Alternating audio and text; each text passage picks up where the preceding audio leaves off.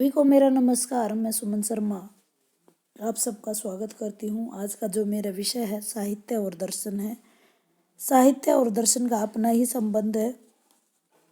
दर्शन के आधार पर ही समाज अपने सामाजिक मूल्यों, नैतिक मानदंडों, रीति रिवाजों, सामाजिक व्यवहारों और व्यक्ति व सामूहिक विश्वासों का निर्धारण करता है और नियमन करता है। समाज, जैसा आप जानते हो, साहित्य का दर्पण होता है। साहित्य, कला, संगीत और भाषा भी दर्शन से मार्गदर्शन प्राप्त करती हैं ताकि समाज के आंतरिक सौंदर्य को व्यक्त कर सके, आंतरिक सौंदर्य को बढ़ा सके। भारतीय चिंतकों ने संसार को माया समझा है और आत्मा और परमात्मा के बीच के संबंधों पर गंभीर विवेचन किया है। वास्तव में जितना गहन चिंतन भारतीय दर्शन ने किया है उतना अन्य किसी भी देश के दार्शनिकों ने नहीं किया है। अब दर्शन क्या है? दर्शन वह ज्ञान है जो परम सत्य और सिद्धांतों और उनके कारणों का विवेचन करता है। दर्शन यथार्थ या सच को परखने का एक दृष्टिकोण है, एक नजरिया है, आपके सोचने का एक तरीका है। दार्शनिक चिंतन मूलतः जीवन को अर्थवान बनाता है, अर्थवत्ता की खोज का पर्याय माना जाता है। दर्शन आपकी सकारात्मक या नकारात्मक सोच या आपका नजरिया क्या है, किसी भी वस्तु को, पदार्थ को या जीवन को देखने का नजरिए को ही हम दर्शन कहते हैं। हालांकि दर्शन बहुत ही ब्रॉड रूप से, व्यापक रूप से हमारे साहित्य में समझा जाता रहा है। जब कोई भी साहित्यकार कुछ भी रचना लिख रहा है तो वो किसी न किसी दृष्टि को लेकर के लिखता है, किसी एक बिंदु विशेष पर लिखता है। उसका पूर्वाग्रह क्या है, उसका नजरिया क्या है, उसका देखने का दर्शन क्या है, वो आत्मा परमात्मा के बारे में क्या समझता है या किसी बिंदु विशेष के बारे में क्या समझता है, वो दर्शन है। और समाज का और दर्शन का और साहित्य और दर्शन का अटूट संबंध है, जो कि हम इस प्रस्तुतिकरण के माध्यम से आपसे डिस्कस कर रहे हैं। दर्शन शास्त्र स्वतः और समाज व मानव चिंतन तथा संज्ञान की एक प्रक्रिया के सामान्य नियमों का विज्ञान है। अब दर्शन का जो वास्तविक संप्रत्यय को इंग्लिश में कॉन्सेप्ट कहते हैं। भारतीय दृष्टिकोण और पाश्चात्य दृष्टिकोणों के अनुसार आपको यहाँ पर प्रेजेंट करने की कोशिश की गई है ताकि आपको समझ आ जाए। अब भारतीय दृष्टिकोण की बात करते हैं तो कि हम वर्तमान से असंतुष्ट होकर श्रेष्ठतर की खोज में लगे रहते हैं। यह खोज दार्शनिक अन्वेषण या गन्वेषणा कहलाती है या शोध कहलाती है, रिसर्च जिसको इंग्लिश में आप कह सकते हो। तो उपनिषदों के अनुसार जिसे देखा जाए, सत्य के दर्शन किए जाए, वही दर्शन है। जैसे दृश्यते अनेन इति दर्शनम, ये उपनिषद में कहा गया है। डॉक्टर सर्वपल्ली राधाकृष्ण, उन्होंने परिभाषा दी है कि दर्शन वास्तविकता के स्वरूप का तार्किक विवेचन है, तर्क के साथ विवेचन करना है। पाश्चात्य संप्रत्यय की बात कर लेते हैं तो पाश्चात्य दर्शन में सर्वप्रथम विकास यूनान में हुआ है। प्रारंभ में दर्शन का क्षेत्र व्यापक था, परंतु जैसे जैसे ज्ञान के क्षेत्रों का विकास हुआ है तो दर्शन अनुशासन के रूप में सीमित हो गया है। जैसे प्लेटो का नाम सबसे पहले इसमें आता है कि पदार्थ के सनातन स्वरूप का ज्ञान प्राप्त करना ही दर्शन है। उन्हीं के शिष्य हैं अरस्तु। उन्होंने कहा है कि दर्शन एक ऐसा विज्ञान है जिसमें परम तत्व के यथार्थ स्वरूप की जांच की जाती है। कामते ने कहा है कि दर्शन विज्ञानों का भी विज्ञान है। अब होना क्या चाहिए, बहुत लोगों ने कुछ भी कह दिया है, तो सही में संप्रत्यय क्या है? तो दर्शन ज्ञान की वह शाखा है जिसमें सृष्टा का मतलब आप परम पिता परमेश्वर को मान सकते हो, परमात्मा को। इस सृष्टा का मतलब होता है क्रिएटर, यानी इस दुनिया को बनाने वाले, सृजन करने वाले। आत्मा, परमात्मा, जीव जगत क्या है, ज्ञान और अज्ञान क्या है, ज्ञान प्राप्त करने के सही साधन क्या है, मनुष्य के जो करणीय और अकरणीय कर्मों का तार्किक विवेचन करना ही दर्शन शास्त्र का विषय होते हैं। अब दर्शन के इसको समाहित किया गया है। दर्शन क्या है? जैसे आप डायग्राम के थ्रू देख रहे हैं, दर्शन सत्य की खोज है, ज्ञान के लिए खोज है, तार्किक चिंतन या विवेचन हम इसको कह सकते हैं, समस्याओं पर विचार करने का ढंग है, अंतिम उत्तर खोजना कि इस जीवन का अंतिम लक्ष्य क्या है, ये खोजना भी इसके वर्ण विषय में आता है।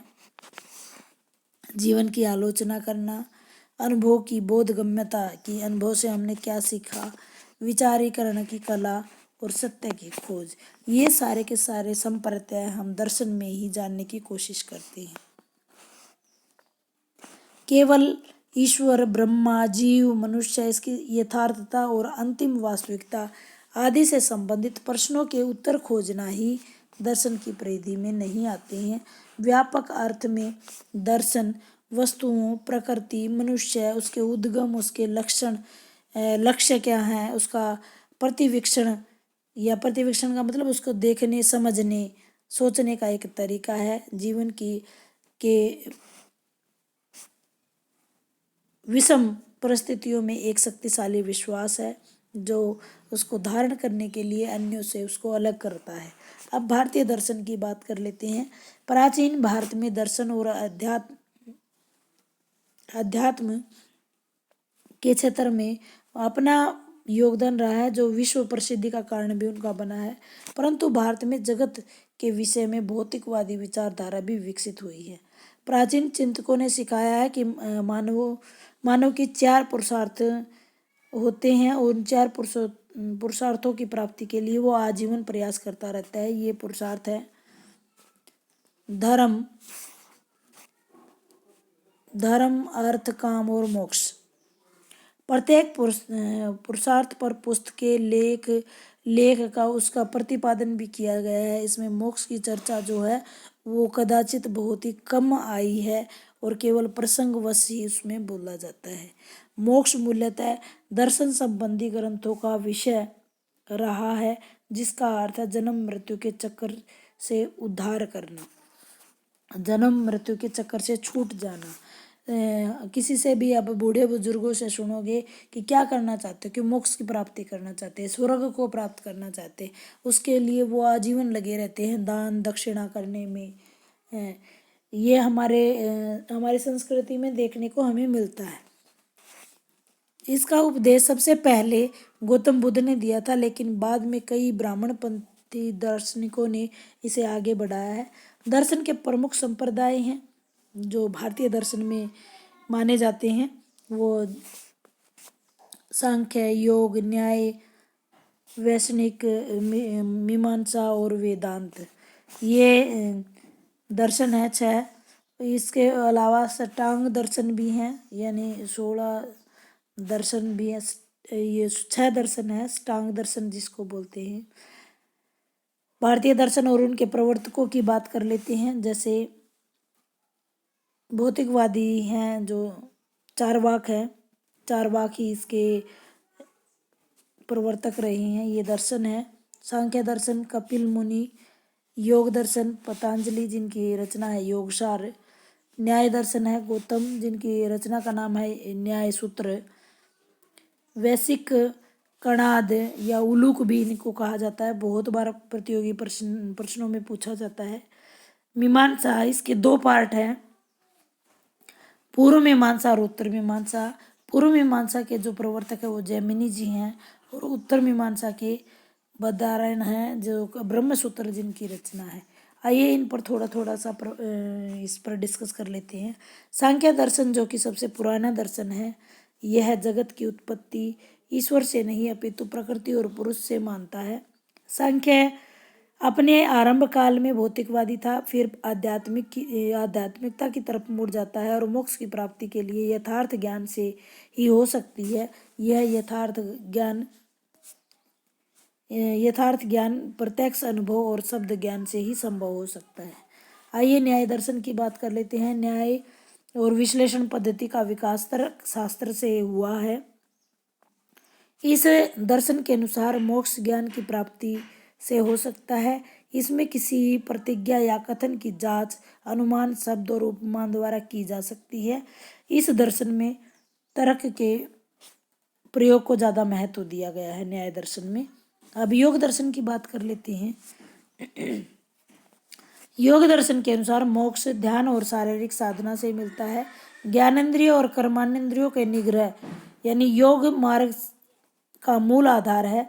मोक्ष प्राप्ति के लिए कई तरह के आसन तथा विभिन्न स्थितियों में दैहिक व्यायाम, प्राणायाम, श्वास से संबंधित व्यायाम सुझाए गए हैं। इन साधनाओं से ही चित्त का सांसारिक लगाव दूर हो सकता है और उसमें एकाग्रता आ सकती है।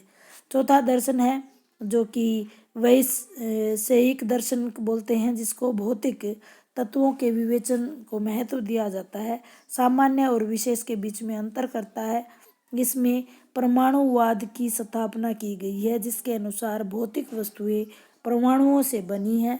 और जो वैश्विक दर्शन है वो भारत के भौतिक शास्त्र का आरंभ, जिसमें फिजिक्स जिसकी शुरुआत उससे मानते हैं।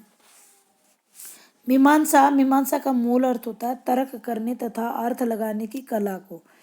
इसमें तर्क का प्रयोग विविध वैदिक कर्मों के अनुष्ठानों का औचित्य सिद्ध करने के लिए किया गया है। इसके अनुसार मोक्ष इन्हीं वेद निहित कर्मों यानी यक्ष के अनुसार या अनुष्ठानों के अनुसार प्राप्त किया जा सकता है। फिर है वेदांत दर्शन का मूल आरंभिक उपनिषदों में पाया जाता है। इस दर्शन के अनुसार ब्रह्म ही सत्य है, हर वस्तु माया अवास्तविक है और आत्मा और ब्रह्म में अभेद संबंध है। आत्मा को पहचानने से ब्रह्म का ज्ञान होता है और मोक्ष की प्राप्ति होती है। ब्रह्म और आत्मा दोनों ही शाश्वत और अविनाशी हैं। अब साहित्य और दर्शन की बात कर लेते हैं। दर्शन का साहित्य पर युग युग से संस्कार होता रहा है। हर अनुभव किसी भी भाषा के साहित्य के अवलोकन से हो सकता है। हिंदी भाषा का ही यदि उदाहरण लिया जाए तो तुलसीदास और कबीर के साहित्य में परोक्ष या अपरोक्ष रूप से भारतीय दर्शनों का प्रभाव पड़ा है। किंतु इस लेखन में दर्शन साहित्यकारों की कृतियों पर जो प्रभाव पड़ा है उसका विचार नहीं करना।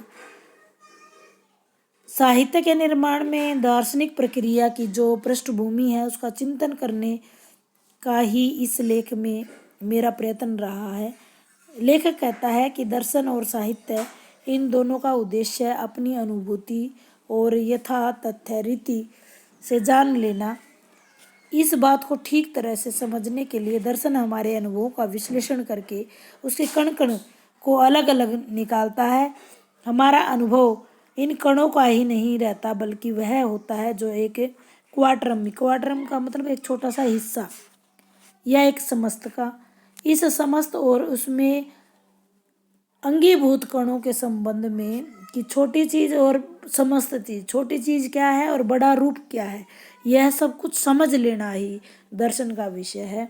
और साहित्य का और दर्शन का बहुत ही अटूट संबंध है। कोई भी आकृति को समझने के लिए हम आकृति और कण के बीच में जो कुछ भी होता है, लंबाई चौड़ाई गहराई, सभी कुछ का ज्ञान हासिल कर लेना चाहते हैं। तो साहित्य में प्रतिबिंबित जो जीवन दर्शन है वो पाठक अपनी समस्याओं के माध्यम से खोजते हैं, अपने जीवन के उद्देश्य का निर्धारण करते हैं। अभिव्यक्ति साहित्य के माध्यम से साहित्यकार करता है और वो पाठक तक पहुंचा देता है। साहित्य किसी व्यक्ति विशेष के जीवन दर्शन को पाठक तक पहुंचाने का कार्य करता है।